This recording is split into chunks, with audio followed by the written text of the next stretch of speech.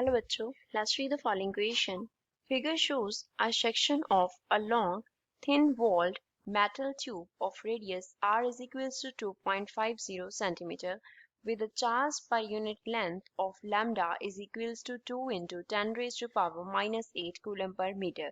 What is the magnitude of E of the electric fields at radial distance small r is equals to r by 2 and B r is equals to 2r.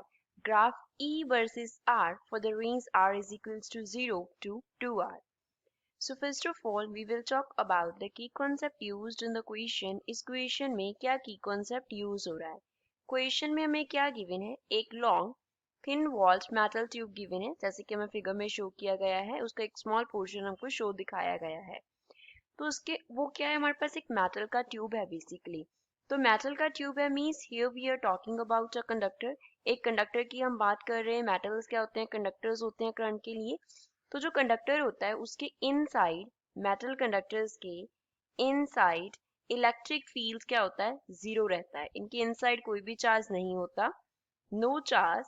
So inside electric field is zero. Electric field क्या होता है? Zero के equal होता है. कोई भी electric field inside conductor नहीं होता. All the charge resides on the surface. All charge, जितना भी चार्ज होता है वो कहाँ पे होता है? Resides on surface. वो उस कंडक्टर के सरफेस पे होता है. सेकेंड थिंग, अगर हमें इलेक्ट्रिक फील्ड फाइंड आउट करना हो किसके लिए? लीनियर चार्ज डेंसिटी के लिए, जो कि हमें लैम्डा दिया गया है. लीनियर चार्ज डेंसिटी क्या होती है? Charge per unit length. Lambda हमें क्वेश्चन में गिवन है. अपॉन में हम कर देते होते हैं 2 pi epsilon naught into r होता है.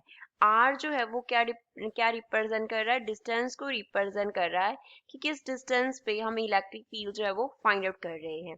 अब क्वेश्चन को सॉल्व करते हैं. सो फर्स्ट ऑफ ऑल हमारे पास गिवन वैल्यूज क्या है? Given lambda is equals to, lambda का वैल्यू हमें दिया गया है 2 into 10 raise to power minus 8 and units क्या है? Coulomb per metre. कितना चार्ज है? पर यूनिट लेंथ. रेडियस आर का जो वैल्यू है that is 2.50 centimetre. So to convert it into metre we will multiply by factor 10 raised to power minus 2.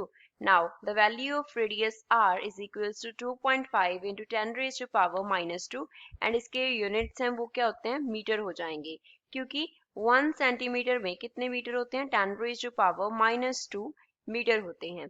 तो अब क्वेश्चन में पहले तो ए पार्ट की बात करते हैं. ए पार्ट में रेडियस जो डिस्टेंस है पॉइंट का वो कितना दिया गया है? रेडियस अपॉन 2 दिया गया है. क्या लिखा है हमारे पास? Capital r upon 2. अब capital r upon 2 small r है, दैट मीन्स स्मॉल आर जो है वो लेस है किससे? रेडियस से. अगर स्मॉल आर रेडियस से लेस हो गया तो क्या हो गया? जो पॉइंट है वो ट्यूब के इनसाइड आ गया. पॉइंट जो है वो क्या हो गया? ट्यूब के इनसाइड हो गया. और इनसाइड मेटल कंडक्टर क्या होता है हमारे पास? इलेक्ट्रिक फील्ड जीरो होता है. So for the value r less than r, और we can say for r is equals to r upon 2, electric field will be equals to zero. Electric field कितना होगा? Zero होगा. Point कहीं यहाँ पे होगा इनसाइड उसके. नेक्स्ट पार्ट में हमें दिया है r is equals to 2 into r. B part में क्या दिया है? Small r is equals to 2 times of capital r दिया है. तो इस केस में इलेक्ट्रिक फील्ड का जो वैल्यू हो जाएगा वो क्या हो जाएगा? Lambda upon 2 pi epsilon not. यहाँ पे क्या आ गया? 2 इंटू कैपिटल आर आ गया. वैल्यू सब्स्टिट्यूट कर देती हैं. सो जो इसको हम E1 कंसिडर कर लेते हैं. तो जो लैम्डा का वैल्यू है वो कितना है? 2 into 10 raise to power minus 8 upon में 2 एज इट इज आ गया. पाई की जगह पे 3.14 आ गया. Epsilon naught that is 8 point, epsilon naught का वैल्यू कितना होता है? 8.854 into 10 raise to power minus 12 इसकी वैल्यू होती है. This is permittivity of the air and ये इसके यूनिट्स हैं वो SI में हम कंसिडर कर रहे हैं. इंटू 2 आ गया. इंटू कैपिटल R की जगह पे क्या आ गया? 2.5 into 10 raise to power minus 2. तो इन नीचे वाली टर्म को जब हम मल्टीप्लाई करके ऊपर वाली टर्म से डिवाइड करेंगे तो हमारे पास जो E1 का वैल्यू है that will be equals to 7200 newton per coulomb. कितना वैल्यू होगा? 7200 न्यूटन पर कूलम होगा. सो ये हमारा फाइनल आंसर हो गया बी पार्ट के लिए. ये हमारा फाइनल आंसर हो गया ए पार्ट के लिए. अब सी पार्ट में बोला है हमें कैपिटल ई इलेक्ट्रिक फील्ड का आर के वर्सेस ग्राफ बनाना है. जो रेंज है वो दिया है small R is equals to 0 to 2 R तक. सी पार्ट में क्या है हमारे पास? ई वर्सेस आर का ग्राफ है. E versus R graph electric field distance के साथ कैसे वेरी करेगा। तो उसके लिए हम ग्राफ पहले ड्रॉ करते हैं इस तरीके से। ये हमारे पास इस तरफ हम इलेक्ट्रिक फील्ड ले लेंगे और इस तरफ हमने कंसिडर कर लिया डिस्टेंस। ये क्या हो गया, डिस्टेंस हो गया, और ये हो गया electric field E. Distance small r से वेरी कर रहा है। अब यहाँ पे सपोज जो आर है वो कितना है, 0। हमने 0 से शुरू किया क्योंकि हमें रेंज क्या दी गई है, r is equals to 0 to हमें कहाँ तक ड्रॉ करना है graph, r is equals to capital 2r तक draw, small r is equals to 2 into capital r तक ड्रॉ करना है।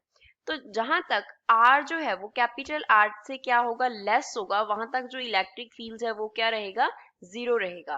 फर्स्ट जो r है, अगर वो स्मॉल r जो है वो कैपिटल R से लेस होगा तो उसके लिए जो इलेक्ट्रिक फील्ड है वो क्या रहेगा, 0 रहेगा। तो सपोज इस पॉइंट पे जो डिस्टेंस है वो कितना हो रहा है, r के इक्वल हो रहा है, रेडियस के इक्वल। तो उससे पहले वाली वैल्यूज के लिए जो इलेक्ट्रिक फील्ड है वो कितना रहेगा, 0। तो इलेक्ट्रिक फील्ड का वैल्यू क्या रहेगा, 0 रहेगा इस कैपिटल R वाली वैल्यू तक।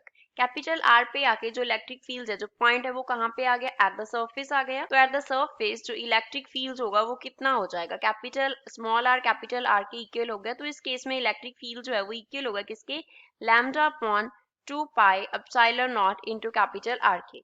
अब जो हमने E1 निकाला था उसमें हमने 2 से अगर हम डिवाइड ना करें तो रेस्ट जो वैल्यू है वो क्या है, lambda upon 2 pi epsilon naught into R है।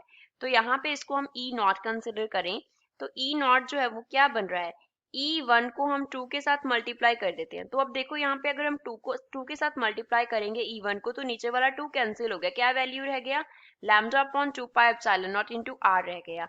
तो 2 टाइम्स ऑफ E1 हमने निकाला था 7200। So the value of E0 at the surface कितना आ गया, 14,400 एंड यूनिट्स होंगे न्यूटन पर कूलम। तो ये क्या होगा, ये मैक्सिमम वैल्यू होगा इलेक्ट्रिक फील्ड का, क्योंकि इसके आफ्टर हम इस तरफ जाएंगे। यहाँ पे सपोज जो कैपिटल आर है वो 2, जो स्मॉल आर है वो 2r की इक्वल हो रहा है, 2 कैपिटल R के। तो यहाँ तक जो आते आते डिस्टेंस का वैल्यू है वो क्या हो रहा है, बढ़ रहा है। And from the formula we can see जो जब R जो है वो क्या हो जाएगा, कैपिटल R से ग्रेटर हो जाएगा तो इलेक्ट्रिक फील्ड क्या करेगा, डिक्रीज करेगा, क्योंकि E क्या है, R के इनवर्सली प्रोपोर्शनल है। तो जैसे जैसे R का वैल्यू क्या करेगा, इंक्रीज करेगा, वैसे वैसे E का वैल्यू क्या करेगा, डिक्रीज करेगा। तो मैक्सिमम वैल्यू कहाँ पे आ रहा है, एट द सरफेस, जब जो R स्मॉल r है वो कैपिटल R के इक्वल हो जा रहा है। तो यहाँ पे पॉइंट आ जाएगा, ये जो वैल्यू होगा हमारे पास वो इलेक्ट्रिक फील्ड का मैक्सिमम वैल्यू होगा E0। और 2r पे कितना वैल्यू है, 2r पे वैल्यू है E1 हमने निकाला। तो जो यहाँ पे इसके इक्वल जो होगा वो इलेक्ट्रिक फील्ड हो जाएगा। तो बीच में कैसा ग्राफ होगा, अब E जो है वो इनवर्स रिलेशन में है R के। तो जब हमारे पास इस तरीके का इनवर्स रिलेशन होता है तो ग्राफ क्या होता है, hyperbolic.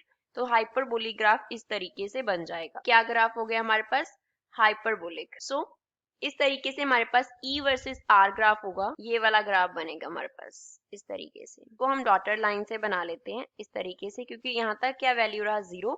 Then after maximum value and उसके आफ्टर हाइपरबोलिक फॉर्म में वो डिक्रीज किया 2r तक। So this is final graph for the C part of the question. I hope you understood well. Thanks.